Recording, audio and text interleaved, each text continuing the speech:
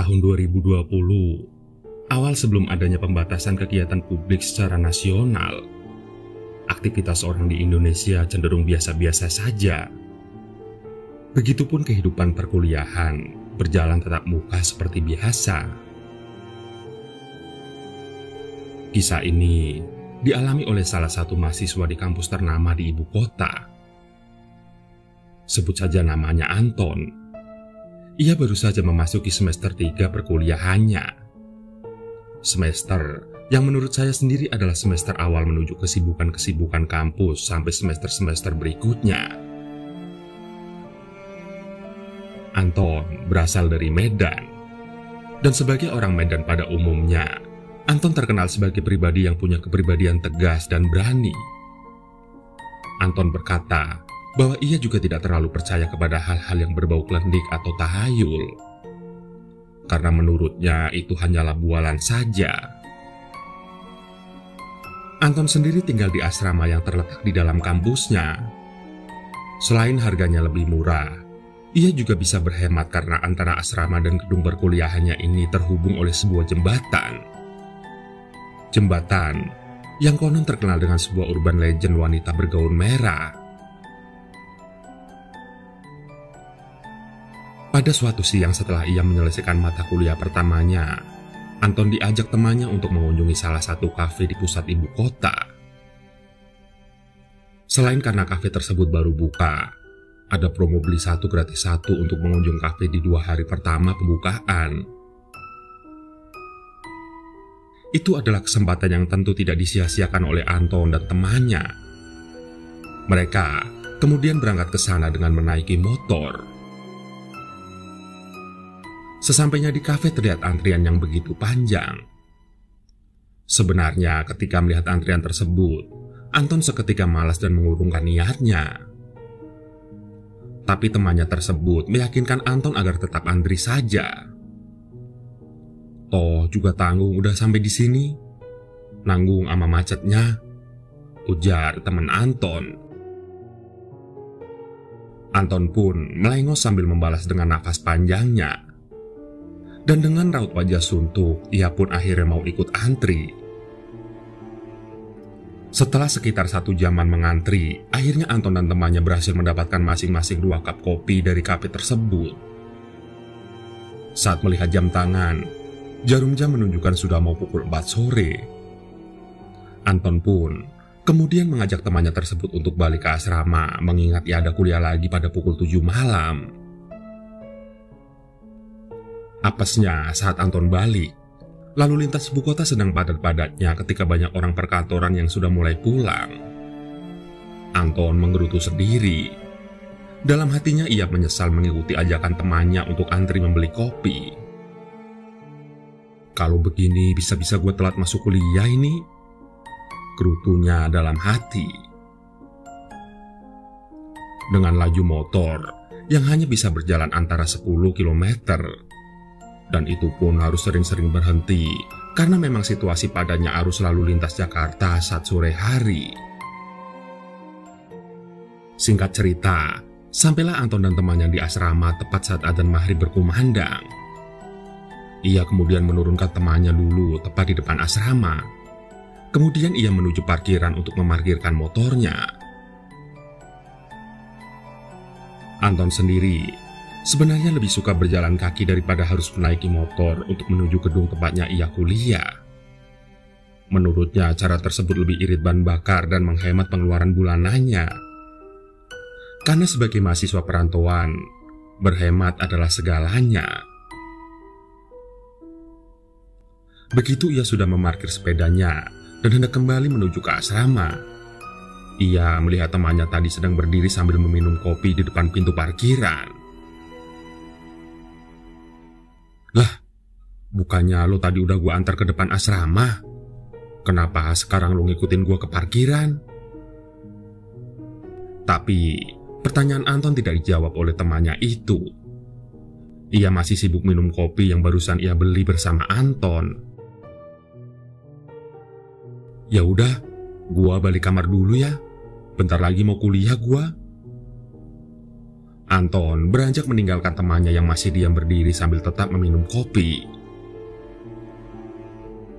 Ketika Anton masuk ke asrama dan akan naik ke lantai 2, ia berpapasan dengan temannya yang tadi. "Loh, cepet banget lo sampai di sini."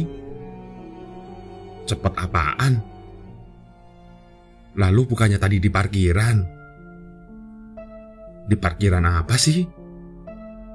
"Iya, lu kan tadi di parkiran sambil minum kopi." "Lu gimana sih, Ton? Jelas-jelas gue tadi lu turunin di depan asrama. Kopi gue aja masih utuh dua-duanya. Nih kalau tidak percaya," ucap teman Anton sambil menunjukkan 2 cup kopi yang masih utuh. Anton bingung dengan apa yang sedang dilihatnya. "Lah, terus lu dari mana?" "Ya baru mau naik ini.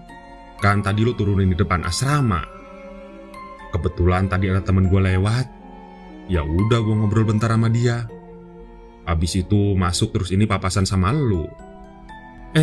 Lu malah nuduh gue habis dari parkiran.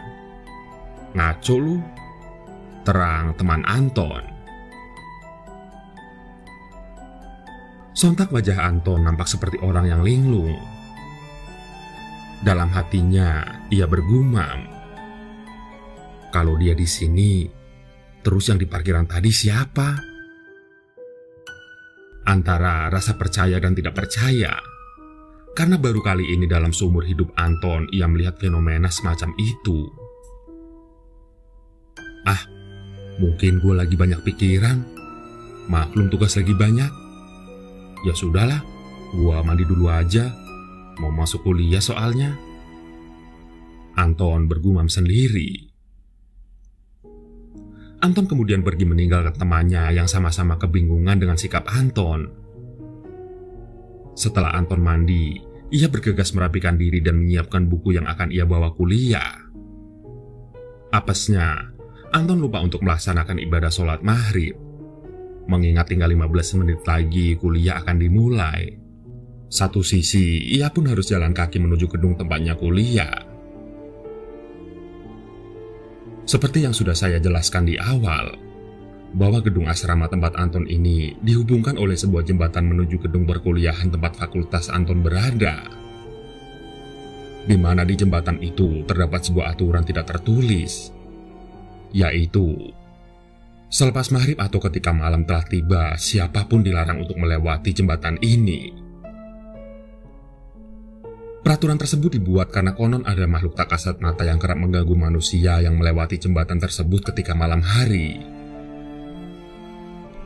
Ketika Anton sedang buru-buru, ia dilema antara lewat jembatan tersebut atau tidak.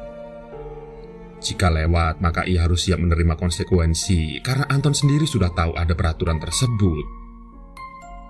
Terlebih lagi keberaniannya sedang goyah tatkala tadi ia berpapasan dengan sosok yang menyerupai temannya ketika berada di parkiran motor. Namun, bila Anton tidak melewati jembatan itu, maka Anton harus memutar jalan cukup jauh yang mungkin dengan berjalan kaki bisa menghabiskan waktu sekitar 20 menit atau lebih. Sedangkan bila Anton menyeberang jembatan, Anton bisa langsung sampai di depan gedung perkuliahannya.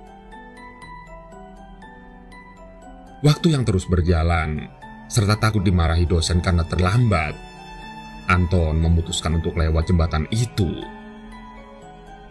Tepat saat baru keluar dari asrama, Anton kembali terdiam. Ia dilema dengan keputusannya. Kemarin ia masih menjadi pribadi yang berani serta masih tidak terlalu yakin dengan hal gaib.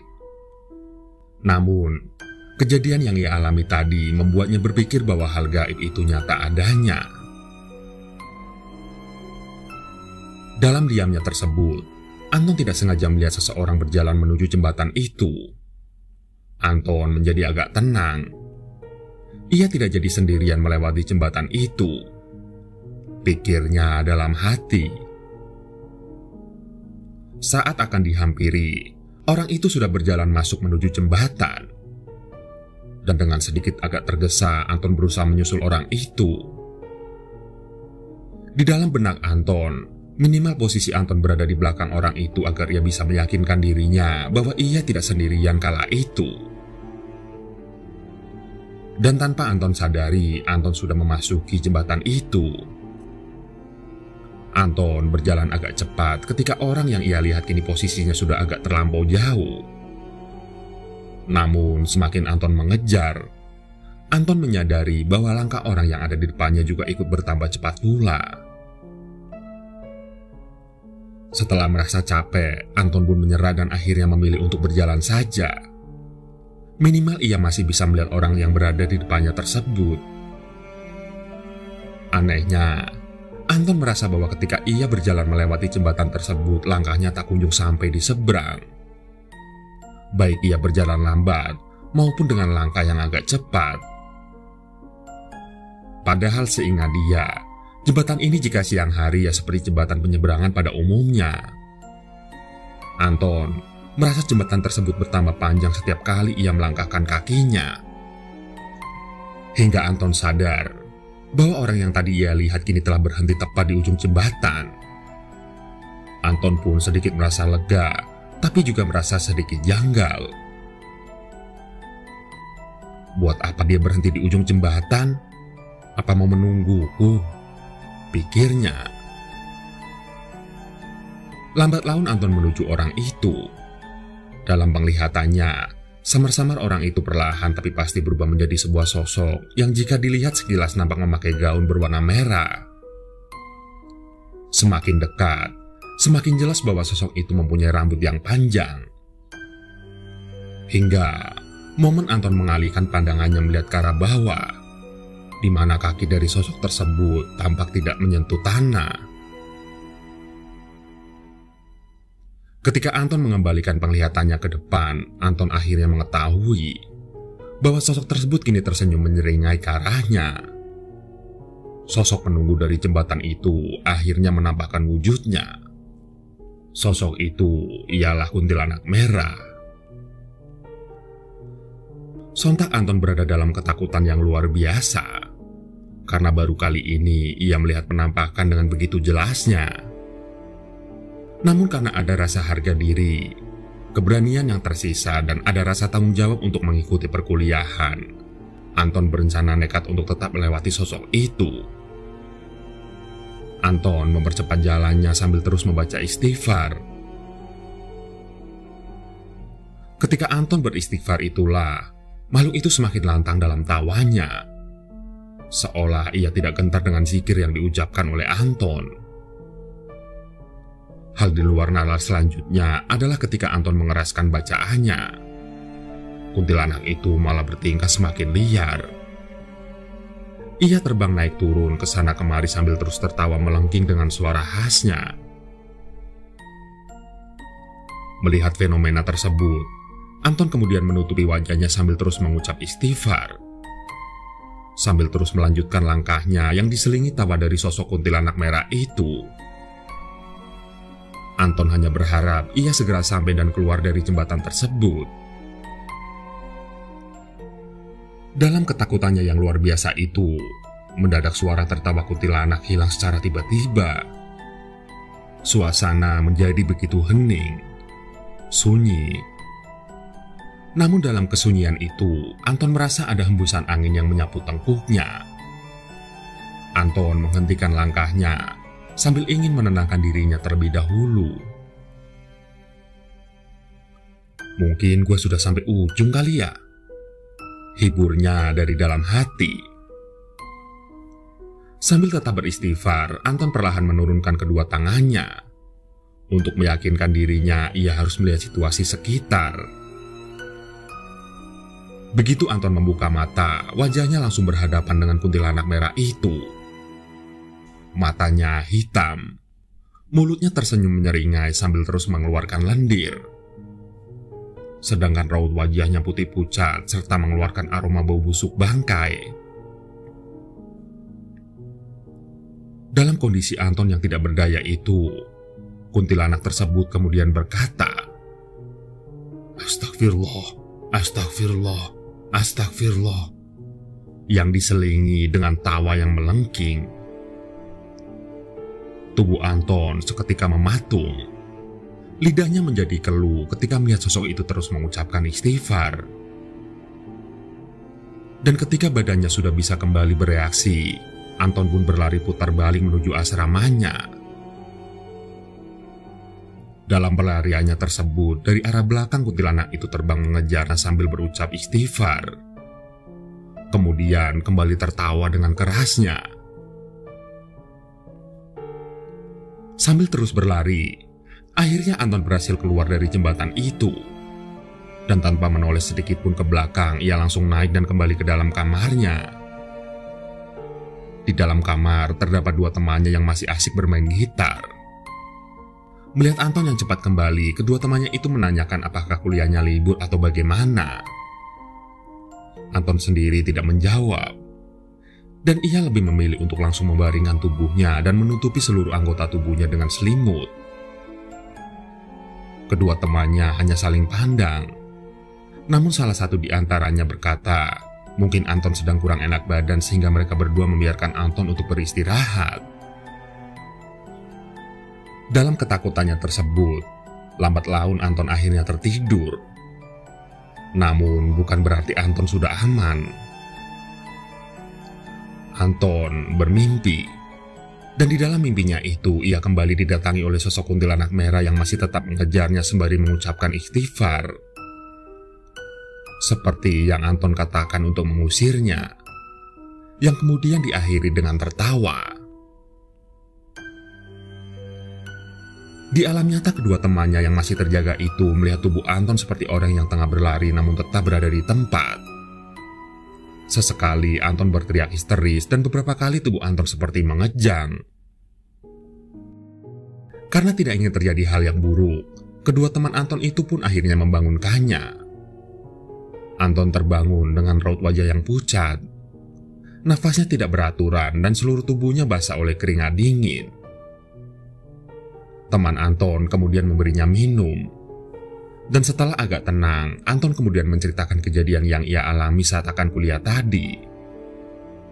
Mulai dari jembatan yang memanjang dengan sendirinya, hingga ia bertemu dengan penghuni jembatan tersebut, yakni kuntilanak merah. Salah satu teman Anton nampak tidak kaget.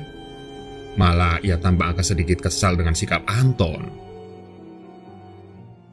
Lu kan udah tahu kalau di situ ada larangan menyeberang kalau sudah masuk malam. Kok bisa sih, Ton? Ya kan gue takut telat, bre. Lagian tadi gue lihat ada orang yang nyebrang juga. Kirain orang beneran. Waktu udah mau sampai ujung malah berubah jadi kunti. Ucap Anton sambil menggaru-garu kepalanya. Ya udah, lo istirahat saja sambil nenangin diri. Kita temenin begadang dah kalau misal lo nanti kenapa-napa. Lagian besok juga kuliah gue masuk siang. Ya udah gue tidur lagi ya. Makasih guys. Ucap Anton sebelum kembali mengistirahatkan tubuhnya. Hari yang benar-benar apes bagi seorang Anton. Di sisa malam itu, kedua teman Anton tidak lagi melihat Anton menunjukkan gejala yang aneh-aneh. Ada perasaan lega dari dua teman kamarnya itu. Tepat ketika adzan subuh berkumandang, mereka berdua akhirnya menyusul Anton ke alam mimpi. Saat bangun, salah satu teman Anton melihat Anton masih dalam kondisi tertidur. Karena mau masuk kuliah, ia mau membangunkannya. Begitu ia memegang kening Anton, ia merasakan panas yang luar biasa sehingga ia mengambil kesimpulan bahwa mungkin Anton ketempelan atau kena sawan. Kebetulan bahwa salah satu temannya mempunyai seorang kenalan yang biasanya mampu mengobati orang yang terkena sawan. Dan tanpa pikir panjang, teman Anton pun izin untuk tidak masuk kuliah dan mengantar Anton untuk berobat ke rumah orang tersebut. Begitu sampai di rumah orang itu, sebut saja namanya Pak Ridwan, beliau langsung terkaget begitu melihat Anton. Ya sudah, cepat dibawa masuk, tutur Pak Ridwan sambil menunjukkan raut muka yang panik. Sesampainya di dalam, Anton tampak seperti orang yang diruqyah. Anton berteriak sambil meminta ampun. Namun hal itu tidak berlangsung lama. Setelah selesai proses pembersihan, Pak Ridwan mengatakan bahwa Anton sedikit lagi hampir kerasukan bila tidak segera dibawa kemari. Menurut penglihatan Pak Ridwan, Anton disukai oleh sosok penunggu jembatan tersebut, di mana hal ini adalah sosok kuntilanak merah. Anton yang masih lemas pun ikut bercerita bahwa ketika ia melihat sosok itu, ia sudah mengucap istighfar berulang kali. Namun bukannya hilang, sosok tersebut malah istighfar. Seakan-akan sosok itu meledek keberanian Anton. Pak Ridwan juga berkata bahwa kuntilanak merah itu mempunyai energi yang cukup kuat untuk mempengaruhi pikiran manusia.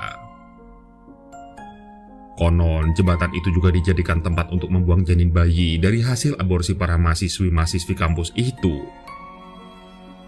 Karena diberi makan itulah, sosok itu kemudian menjadi begitu kuat dan tak segan untuk mengganggu manusia yang lewat di jembatan itu. Anton dan temannya baru mengetahui fakta tersebut.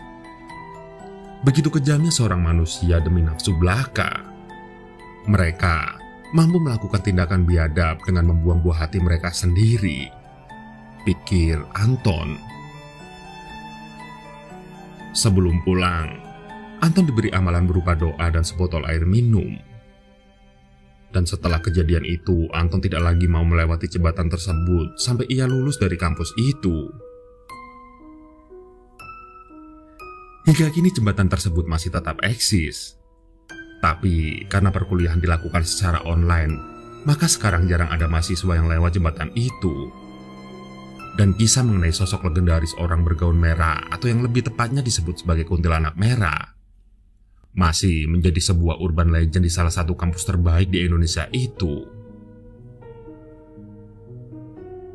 Sekali lagi, bagi teman-teman yang mengenal atau tahu nama dari kampus itu, cukup dijadikan sebagai sekedar cukup tahu saja dan bahan refleksi diri, bahwasanya dunia kita dan dunia mereka memang berdampingan satu sama lain.